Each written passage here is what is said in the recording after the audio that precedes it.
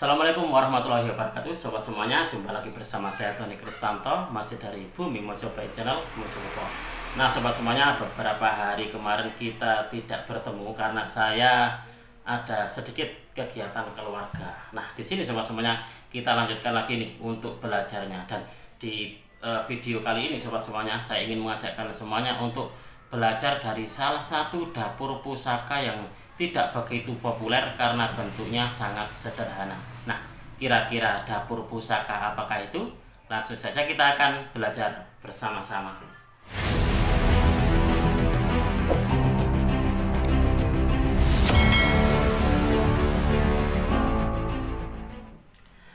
Sobat semuanya, di video kali ini saya ingin mengajakkan semuanya untuk belajar salah satu dari pusaka yang begitu sederhana kalau untuk saya pribadi, tapi memiliki sebuah keistimewaan tersendiri. Nah, pusaka itu adalah dapur kudi. Jadi ini adalah pusaka kudi, dan di video kita kali ini saya ingin mengajakkan semuanya untuk belajar mengenal tentang kudi. Nah, di sini sobat, saya sudah menyiapkan, ini adalah salah satu kudi kelangenan saya. Saya memiliki sebuah pusaka dapur kudi. Nah, ini adalah wujudnya, dan ini adalah pusaka kelangenan saya. Salah satu dari pusaka kelangenan saya. Coba kita akan melihatnya bersama. Kira-kira bentuknya seperti apa?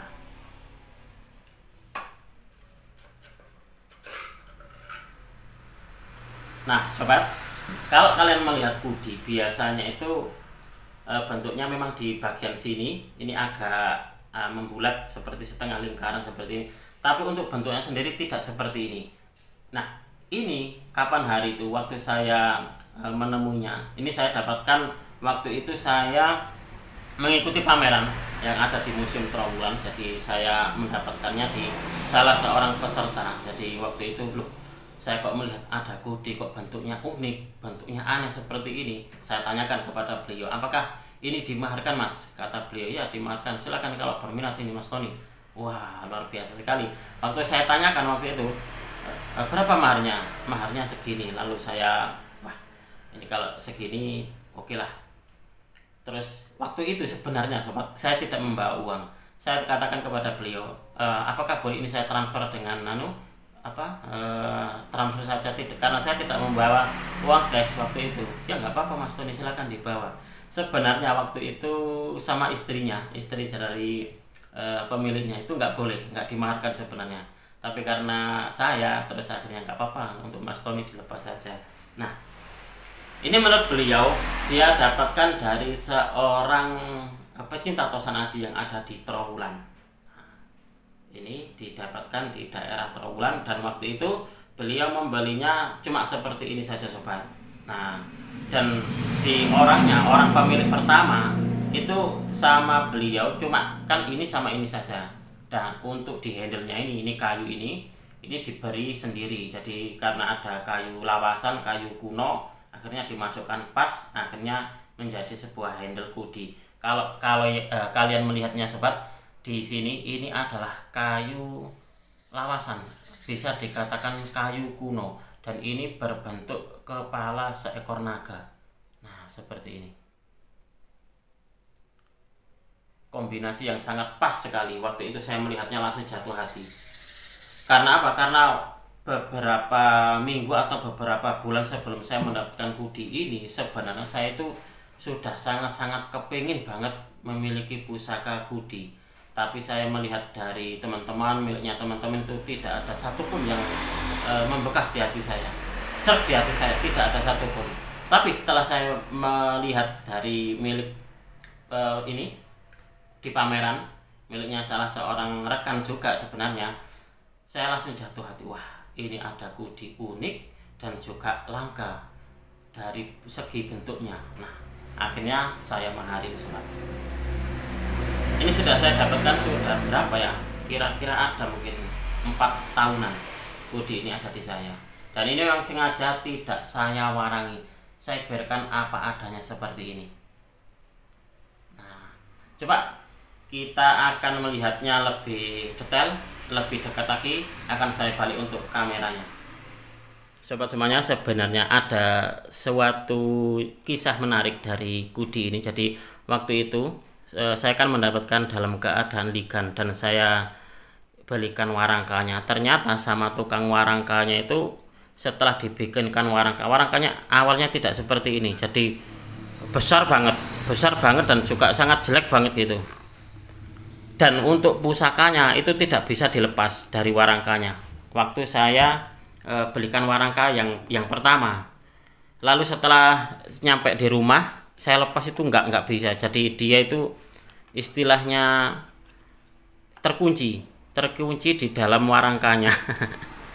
Lalu saya serviskan di tukang servis warangka saya. Akhirnya terus, Pak, itu silakan warangkanya dibenahin dan juga untuk di pusakanya biar bisa diambil karena itu terkunci di dalam. Oh ya Mas Tony. Akhirnya setelah beliau benahin, ini sudah di finishing seperti ini, jadi terlihat bagusnya dari warangkanya. Lalu juga untuk di pusakanya sendiri akhirnya bisa diambil sobat, karena tadinya pusaka ini tidak bisa diambil dari tutupnya. Nah, coba kalian amati, ini adalah struktur dari besinya seperti ini.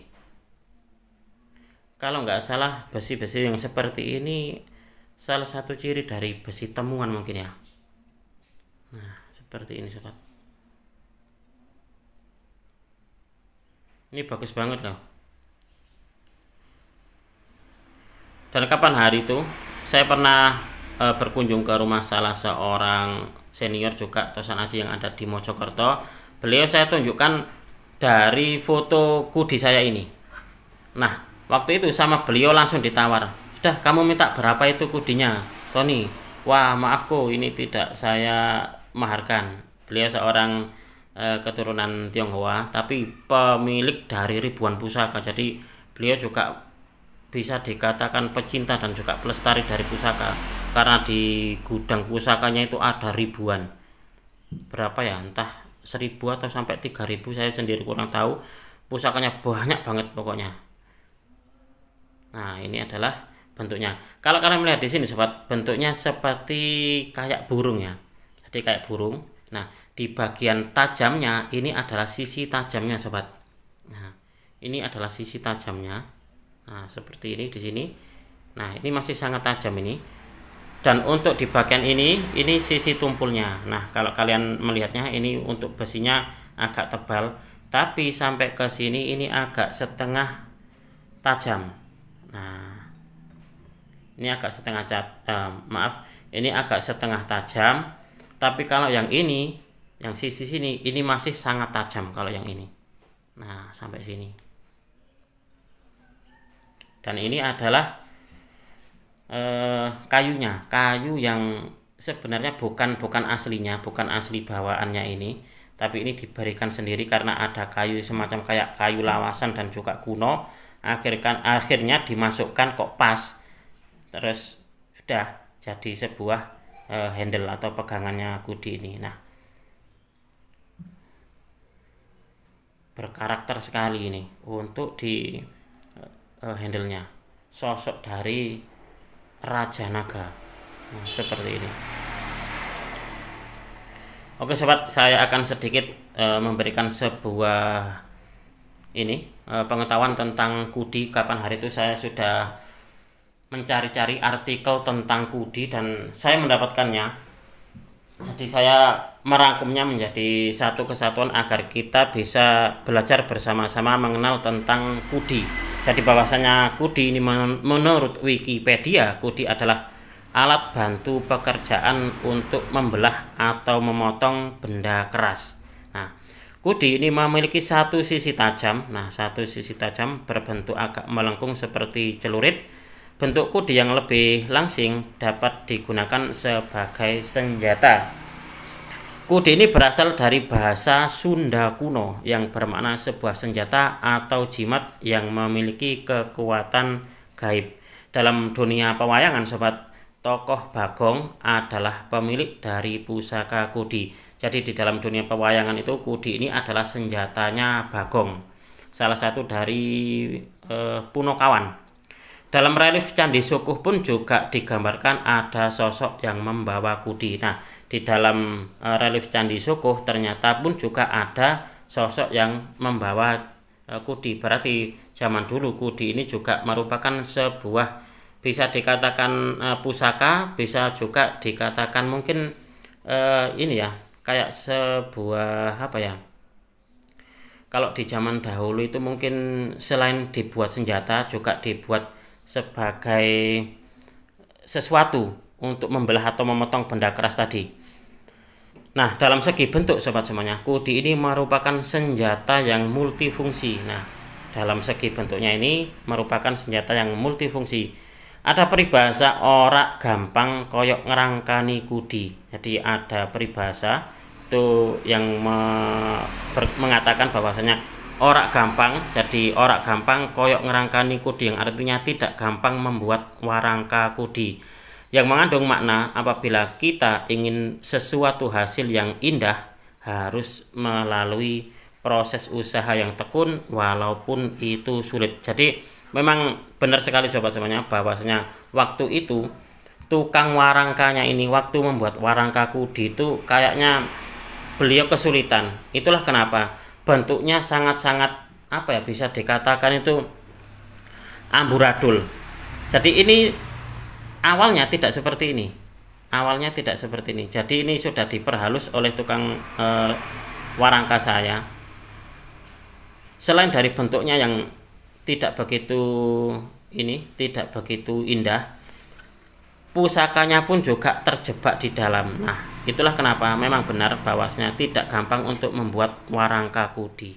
Nah, kita lanjutkan lagi sobat semuanya, bahwasanya kudi ini pun juga dipercaya sebagai penolak bala. Misalnya untuk menghalau musuh atau melindungi dari wabah penyakit. Dan pusaka ini juga disimpan sebagai pelindung rumah dari bahaya dengan diletakkan di dalam rumah atau di tempat tertentu. Wallahu alam bisawab. Nah, itu sobat sedikit pengetahuan tentang pusaka kudi. Nah, bentuk dari kudi itu sebenarnya bermacam-macam. Jadi ada bisa dikatakan ada berbagai bentuk dari kudi tersebut. Tapi yang saya miliki sobat bentuknya seperti ini.